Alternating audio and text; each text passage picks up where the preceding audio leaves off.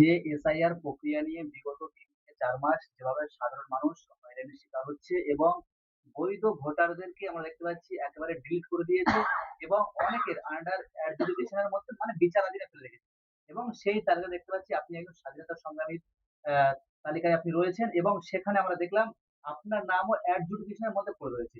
এগুলো কি কোনো একটি একটা চক্রান্ত বলে মনে করছেন আপনি?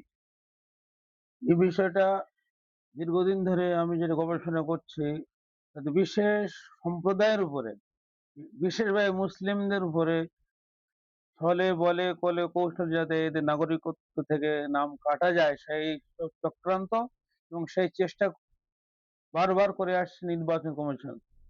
অথচ আমরা পূর্বপুরুষ থেকে আমি এখানে জন্ম নিয়েছি 1960 সালে 8 জানুয়ারি 28 জানুয়ারি।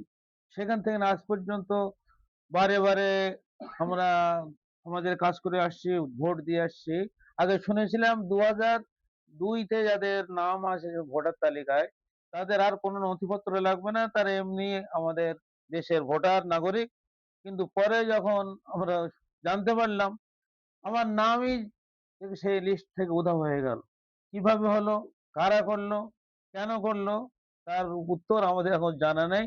আমরা আশা করছি যে আগামীতে এই কাজ যেটা ভুলভাবে বা ইচ্ছাকৃত বা কোনো টেকনিক্যাল প্রবলেমের কারণে হলো, এটা সঠিকভাবে মানে তার পরিচর্যা করে যেটা হওয়া উচিত সেটা হওয়া দরকার এবং এটা ষড়যন্ত্রের শিকার বলে আমার মনে হয়।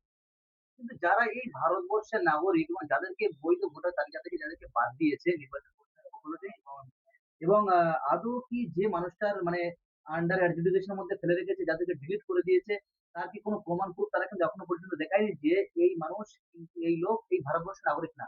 এমন কোনো প্রমাণ তারা এখনো পর্যন্ত দেখায়নি এবং অথচ তারা স্ট্যাম্প মেরে দিচ্ছে, কাউকে ডিলিট করে দিচ্ছে ডাইরেক্টলি। এটা কি কোনো চক্রান্ত নতুন করে আবার? এটা নতুন করে চক্রান্ত মনে হচ্ছে। কেন যারা আমাদের কাগজপত্র দিয়েছে অনেকেই দিয়েছে। বৈধ কাগজ, ভোটার কার্ড, আধার কার্ড, জন্ম সার্টিফিকেট, অ্যাডমিট কার্ড, যে সার্টিফিকেট অন্যান্য জিনিসও দেওয়া হয়েছে। যার ভিত্তিতে নাগরিকত্ব থেকে তাদের বাদ দেওয়া কোনো মতেই যায় না। কিন্তু কিভাবে বাদ দিচ্ছে সেটাই তো আমাদের সন্দেহের অবকাশ। কিন্তু সন্দেহের মধ্যে থেকে আমরা এটাই জানতে পারছি যে এটা একটা নতুন চক্রান্তের শিকার আমরা। এই চক্রান্ত দূর না হলে দেশের খুব ক্ষতি হবে, দাঙ্গা-হাঙ্গামার পরিস্থিতি হবে, দেশ খারাপ জায়গায় পৌঁছে যাবে। কিন্তু ওপার প্রান্ত থেকে এপার প্রান্তে যারা এসেছিল অনেকে বলেছে যে এই বাংলাতে ১ কোটি রোহিঙ্গা ১.৫ কোটি রোহিঙ্গা এরকম রয়েছে, সেই রোহিঙ্গাদেরকে বার করার জন্য সেই কারণে এসআই প্রক্রিয়া চালু হয়েছে এবং যারা বৈধ ভোটার তাদেরকে অনেক অবৈধ করে দিয়েছে। কিন্তু এই যখন এসআই প্রক্রিয়া শুরু হয়েছিল তখন তো ওপার বাংলা থেকে যারা এসেছিল তারা ওপারে চলে গিয়েছে। কিন্তু অনেকে আবার মন্তব্য করছে যে এই বাংলাতে ১ কোটি রোহিঙ্গা রয়েছে তার কারণে কিন্তু আ এই এসআইআর টা করা হয়েছে এবং এসআইআর প্রক্রিয়া যখন চালু হলো তারপরে কোনো একটাও কিন্তু রোহিঙ্গা ধরা পড়েনি এবং অথচ বেছে বেছে মুসলিমদের নাম টার্গেট করে কিন্তু 60% মুসলিমদের নাম বাদ চলে যাচ্ছে। কি বলবেন? এ বিষয়ে রোহিঙ্গা কেন? পৃথিবীর সমস্ত দেশের নাগরিকরা চলাফেরা করে, যাওয়া আসা করে, ব্যবসা-বাণিজ্যের স্বার্থে বা ভ্রমণ বা কেউ নি যায় আপনার বৈধভাবে, কেউ এমনিও চলে যায় বিভিন্ন সূত্রে। সেই হিসেবে বাংলাদেশ বা যেমন যারা এখানে এসছে কিছু আবার তারা চলে গেছে। তার মানে এই না তারা নির্দিষ্ট নাগরিকত্ব নিয়ে তারা বসবাস করেছে। সরকারের ধোঁকা হয়েছে। সরকার সেটা না বুঝে তাদের এই বাহানা বানিয়ে বহু মানুষ যারা আমরা দেশের নাগরিক, জন্মসূত্রে ভারতীয়, তাদেরকে এই হেনস্থার শিকার তারা করছে। এটা আমার ঠিক লাগছে না। এটা একটা চক্রান্তের একটা পার্ট বলে আমার মনে হয়। কিন্তু আপনার যে পরিচয় সারা বিশ্বের মানুষ আপনাকে চেনে। সেখানে আপনার নাম পর্যন্ত মানে বিচারাধীনে তুলে গেছে আপনি ভারতবর্ষের নাগরিক না তাদের সন্দেহ হচ্ছে। কিন্তু আপনি তো মানে বিশাল অনেক রকম সোশ্যাল কাজে আপনি তো নিযুক্ত থাকেন। কিন্তু আপনার নাম বিচারাধীনে কেন? আমি তো আশ্চর্য হয়ে যাচ্ছি। আমার বৈধ পাসপোর্ট আছে। যে পাসপোর্ট দিয়ে বিভিন্ন দেশে ভ্রমণ করি। আপনি একাধিকবার হজও করেছেন আপনি। হজ করেছি, ওমরা করেছি, বিভিন্ন জায়গায় বাংলাদেশ গেছি, অন্য জায়গায় গিয়েছি। তাহলে সরকারি পাসপোর্ট নিয়ে যদি আমি অবৈধ হয়ে যাই, তাহলে সরকারটাই তো অবৈধ বা দেশের নাগরিক বা দেশে আইন কানুন সম্বন্ধে আমাদের ধারণা খারাপ হয়ে যাচ্ছে। মানে এটা উচিত হয় না।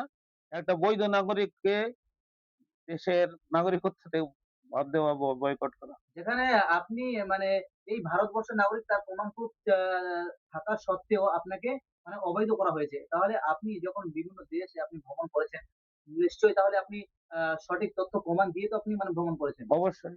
তাহলে আপনাকে বিচারাধীন কেন করলো তারা? সেটা তারাই জানে, আমি তো বুঝতেই পারছি না কেন বিচারাধীন করলো। বিচারাধীন করার কোনো অর্থ হয় না। এটা ইচ্ছাকৃত করেছে এবং খুব খারাপ বলে আমার মনে হচ্ছে, এটা চক্রান্ত করে করা হয়েছে। আপনি সাধারণ মানুষ হিসেবে কি মনে করেন? নির্বাচন কমিশন পুরো কি একদিকে হেলে যাচ্ছে বলে মনে করছেন? আমরা তো সবাই তাই ভাবছি। নির্বাচন কমিশন কোন একটা পার্টির ইন্ধনে সরকারি ইন্ধনে কাজ করে যাচ্ছে। দেশের জনগণের পক্ষ থেকে নির্বাচন কমিশন সকলের, এটা আমরা বুঝতে পারছি না। কিন্তু যে সাধারণ মানুষ যারাই ভোট দিয়ে ক্ষমতায় যাদেরকে আনে, কিন্তু সেই সাধারণ মানুষদেরকে বৈধ ভোটারদেরকে অবৈধ করে নির্বাচন কমিশন ভোট ঘোষণা করেছে। যদি আমরা অবৈধ হই, তা আমাদের অবৈধ ভোট নিয়ে তো কেন্দ্রীয় রাজ্য সব সরকার গঠিত হয়েছে। অ্যাসেম্বলি, পার্লামেন্ট গঠিত হয়েছে। তাহলে এই পার্লামেন্ট অ্যাসেম্বলিটাও অবৈধ। তাই এদের আইন, এদের কানুন এটাই যে অবৈধ হচ্ছে, তাহলে একটা এদের কথার ভিত্তি করে বৈধ নাগরিককে দেশ থেকে বিতাড়ন করার কোনো মানে ভালো কাজ বলে আমার মনে হয় না। আপনি সাধারণ মানুষ হিসেবে সাধারণ মানুষদেরকে কি বলবেন? যে আগে বৈধ ভোটারদেরকে তালিকায় তোলা হোক, তারপরে নির্বাচন ঘোষণা হোক। আমি তো এটাই বলবো যে আগে ভোট কারা দেবে? ভোটার কারা? ভোটারটা ঠিক হলো না। নির্বাচন কমিশন ইলেকশন ঘোষণা করে দিল। এটা একটা দ্বিচারিতা, একটা মানে জাতিকে ঠকানো বা ব্ল্যাকমেইল করার একটা চক্রান্ত বলে মনে হয় আমার। আপনার পরিচয়টা সাধারণ মানুষের উদ্দেশ্যে আমি মোহাম্মদ শওকত আলী মোল্লা, জন্মসূত্রে ভারতীয়। ১৯৬০ সালের ৮ জানুয়ারিতে আমার জন্ম। আমি ভাঙড় হাই স্কুল থেকে মাধ্যমিক পাস করার পর আমি কলকাতা বিভিন্ন মাদ্রাসা বা দারুল দেওবন্দে পড়াশোনা করেছি। তারপর থেকে আমি সামাজিক কাজ দীর্ঘদিন হয়ে আসছি। এখন বর্তমানে দক্ষিণ ২৪ পরগনা জেলা জমিয়তুল হিন্দের আমি সাধারণ সম্পাদক। মানে এত প্রমাণ প্রুফ থাকা সত্ত্বেও আপনাকে অবৈধ অবশ্য অবৈধ করে দিয়েছে।